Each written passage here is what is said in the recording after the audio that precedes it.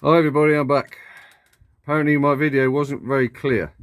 My brother phoned me up and just asked me a few questions. And for some reason my comments thing is turned off. I've got to figure out how to turn that on. I can't figure it out. Alright, let me run through this. Oh God. Right, you know I've got my two panels on the top. So let me get over it. There's 6 terminals on the bottom of this charger controller. So what you got is the first 2 terminals. This first terminal here, that says 7 here. This is a temperature gauge that goes to your battery, so it tells you if your battery is getting too hot. The first 2 connections are from, that's the solar going in. Okay, that's these two cables coming through the roof. That's the solar going in. Okay, you can see the size of those cables. This is the solar going out. Now that is going to my battery. Okay, you've got to have thick enough cables so they won't melt. You can see the size of the cables that are going in from the solar and the size of the cables coming out. These 2 terminals here are for your load. Now that is if you're running, like if you've got this in your camper van and you've got this running, this going to a cigarette lighter socket so you can plug stuff in, or going to a set of sockets for your fridge and all that sort of stuff. That is your load coming straight from the solar. Now what I've got is these 2 cables here are going straight down.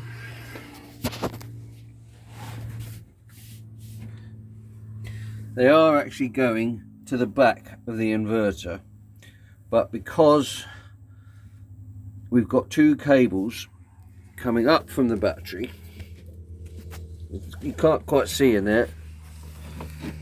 If you can see there, those 2 massive great cables that are going back up to the inverter for the power going out. Now you've got in there, if you can just see there, if I move my legs, in there is a massive great big fuse. You've got to have an inline fuse to protect everything because you get a power surge. So you've got 2 cables running back up to the inverter, and the cables from the battery charger, they're all going on because they're all fitting onto the same terminal, so they're all connected. You've got an inline off switch so you can isolate the battery, the same as I've got up here. You've got an inline switch there to isolate the solar panels. Now earlier on I said I had 8.8 going in. It wasn't, it was 7.8. Something wrong with my brain. It tries to say, I think of one thing, I say another. But so you got there, it says there, that's your solar panel going into your battery. So it's 1:30 now. Earlier on we got up to 9.9 going in. Now we've dropped down to 6.8. Blah blah. Let me cycle through these so you can see the different settings. Now, bear in mind that I've only had this for a couple of days. So that is my battery, is at 100%. 14.6 volts.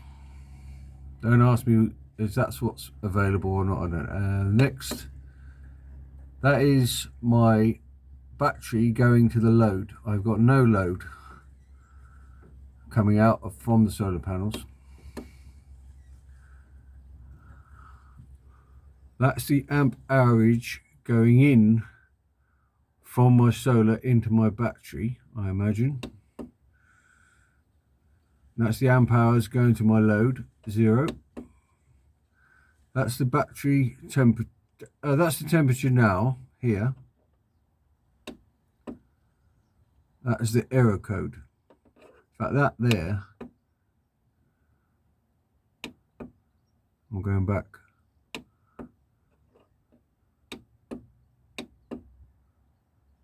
that temperature there,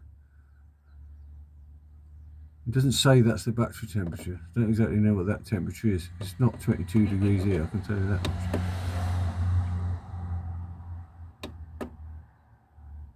That error code comes up as 0 if we haven't got an error at the moment. But if you have an error, it will show it on the code on there. So that's telling you you've got solar going into your battery, nothing going to your load. And I imagine 14.6 is what the voltage is available. It's a 12-volt system, so you can change all this. When you go in these buttons, you can change all your parameters from a 12-volt system to a 12/24-volt, 24-volt system. And at the moment, you can see there it's in boost mode, so it's boosting the battery. You can change all these different parameters in there.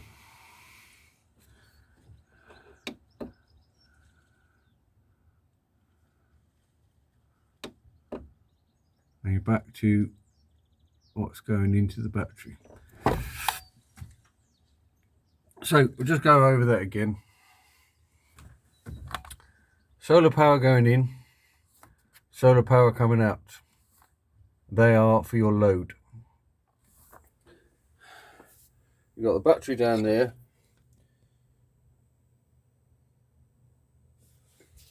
Now the cables coming from your battery have got to be enormous or they'll just melt. The little cable you can see there, I've got to tidy all these wires up here. That's the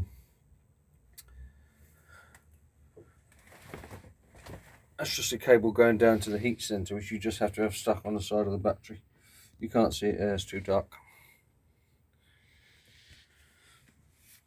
That's my headphones I've just had on charge. They finished. That's coming from the USB socket. The light is on there because I've got the power running out to my battery charger, which is running on my motorbike at the moment. Now, I did say I was going to try it on the iron, but you see this is rated at 1000 watts.